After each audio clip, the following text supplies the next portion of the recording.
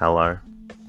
I am going to read an open source book, one that is not particularly interesting, but one that is hopefully boring enough to get you to sleep.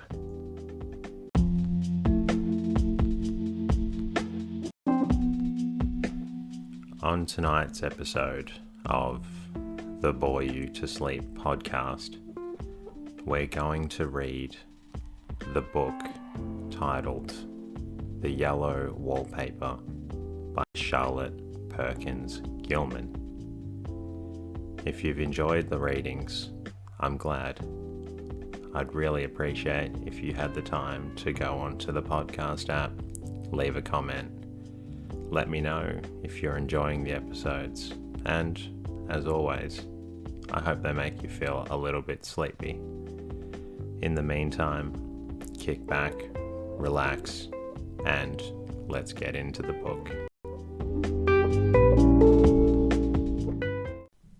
It is very seldom that mere ordinary people like John and myself secure ancestral halls for the summer. A colonial mansion, a hereditary estate, I would say, a haunted house, and reach the height of romantic felicity, but that would be asking too much of fate. Still, I would proudly declare that there is something queer about it. Else, why should it be so cheaply let? And why have they stood so long untenanted? John laughs at me, of course, but one expects that in marriage, John is practical in the extreme. He has no patience with faith, an intense horror of superstition, and he scoffs openly at any talk of things not to be felt and seen and put down in figures. John is a physician, and perhaps I would not say it to a living soul, of course. This is dead paper, and a great relief to my mind. Perhaps that is one reason I do not get well faster. You see, he does not believe I am sick. And what can one do? If a physician of high standing and one's own husband assures friends and relatives that there is really nothing the matter with one but temporary nervous depression, a slight hysterical tendency, what is one to do? My brother is also a physician, and also of high standing, and he says the same thing. So I take phosphates or phosphites, whichever it is, and tonics, and journeys, and air, and exercise, and am absolutely forbidden to work until I am well again. Personally, I believe that congenial work with excitement and change would do me good. But what is one to do? I did write for a while in spite of them, but does exhaust me a good deal, having to be so sly about it, or else met with heavy opposition.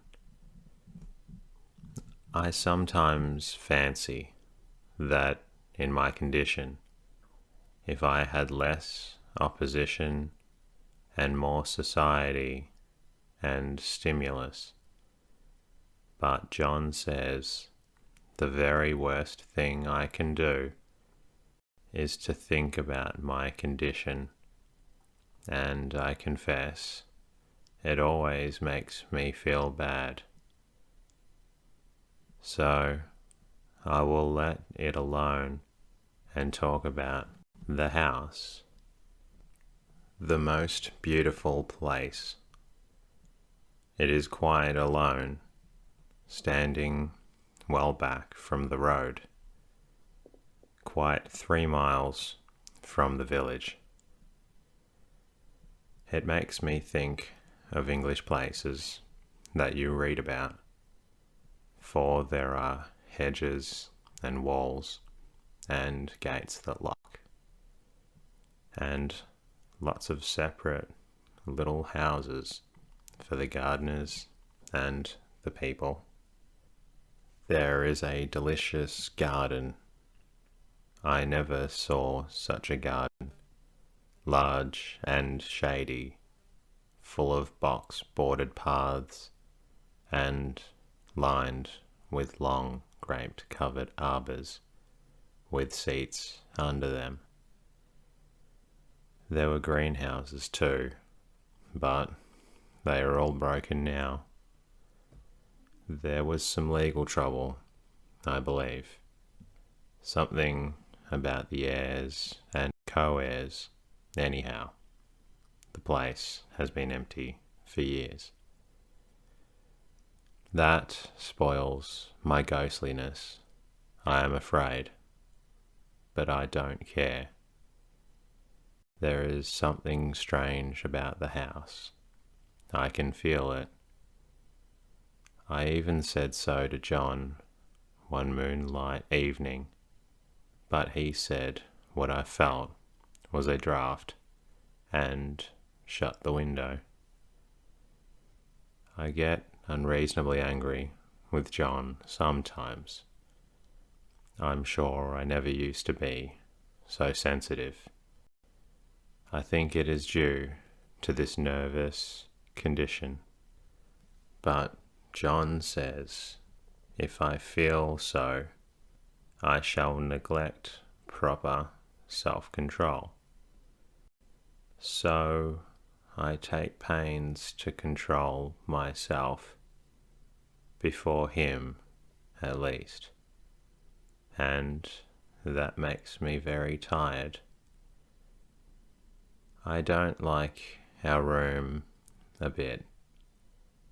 I wanted one downstairs that opened onto the piazza and had roses all over the windows and such pretty old-fashioned chintz hangings.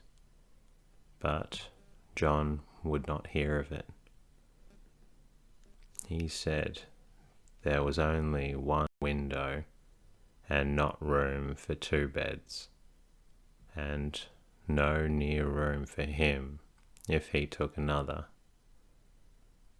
He is very careful and loving, and hardly lets me stir without special direction. I have a schedule prescription for each hour in the day. He takes all care from me, and so I feel basely ungrateful not to value it more. He said we came here solely on my account, and that I was to have perfect rest and all the air I could get. Your exercise depends on your strength, my dear, and your food somewhat on your appetite. But air you can absorb all the time. So we took the nursery at the top of the house. It is a big, airy room, the whole floor nearly, with windows that look all ways, and air and sunshine galore. It was nursery first, and then playground and gymnasium. I should judge, for the windows are barred for little children, and there are rings and things in the walls. The paint and paper looks as if a boys' school had used it.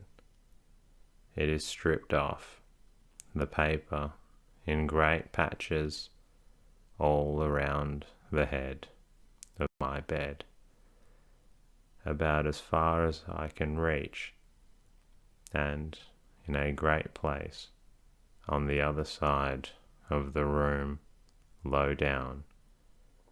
I never saw a worse paper in my life.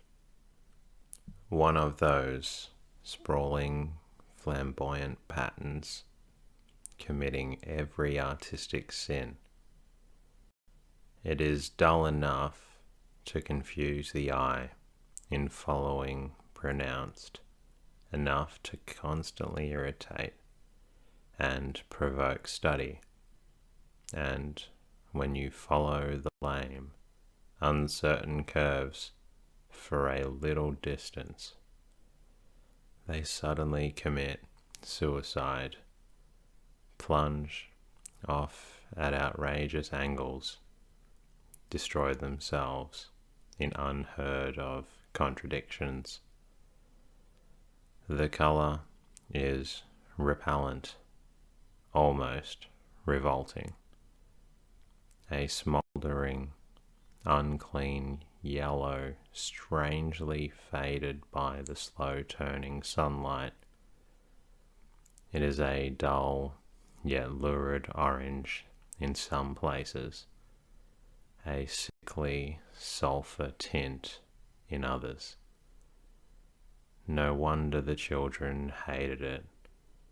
I should hate it myself if I had to live in this room long. There comes John, and I must put this away. He hates to have me write a word. We have been here for 2 weeks, and I haven't felt like writing before since that first day. I am sitting by the window now, up in this atrocious nursery, and there is nothing to hinder my writing as much as I please, save lack of strength. John is away all day, and even some nights when his cases are serious. I am glad my case is not serious, but these nervous troubles are dreadfully depressing. John does not know how much I really suffer. He knows there is no reason to suffer, and that satisfies him. Of course, it is only nervousness. It does weigh on me so not to do my duty in any way.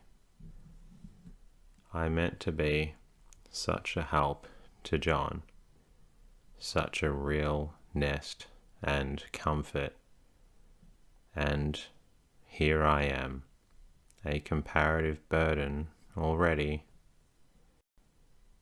Nobody would believe what an effort it is to do what little I am able, to dress and entertain and order things.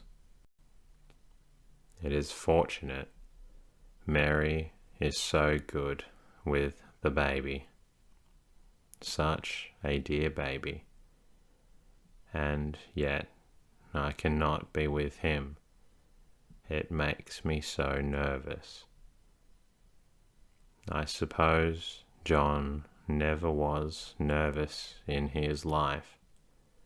He laughs at me so about this wallpaper. At first, he meant to repaper the room, but afterwards, he said that I was letting go and letting it get the better of me, and that nothing was worse for a nervous patient than to give way to such fancies. He said that after the wallpaper was changed, it would be the heavy bedstead, and then the barred windows, and then that gate at the head of the stairs, and so on. You know the place is doing good, he said, and really, dear, I don't care to renovate the house just for a 3 months rental. Then do let us go downstairs, I said. There are such pretty rooms there. Then he took me in his arms and called me a blessed little goose, and said he would go down cellar if I wished, and have it whitewashed into the bargain. But he is right enough about the beds and windows and things. It is an airy and comfortable a room as anyone need wish, and of course I would not be so silly as to make him uncomfortable just for a whim. I'm really getting quite fond of the big room, all but that horrid paper.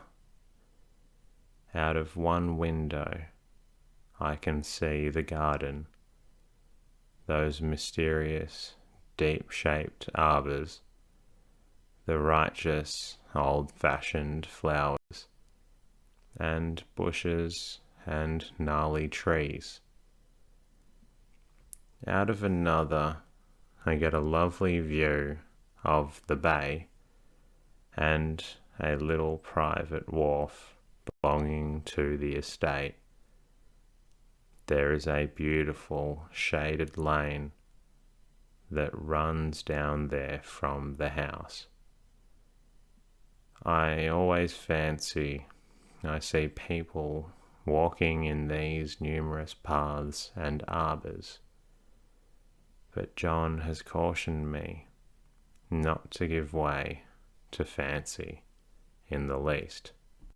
He says that with my imaginative power and habit of story making, a nervous weakness like mine is sure to lead to all manner of excited fancies, and that I ought to use my will and good sense to check the tendency.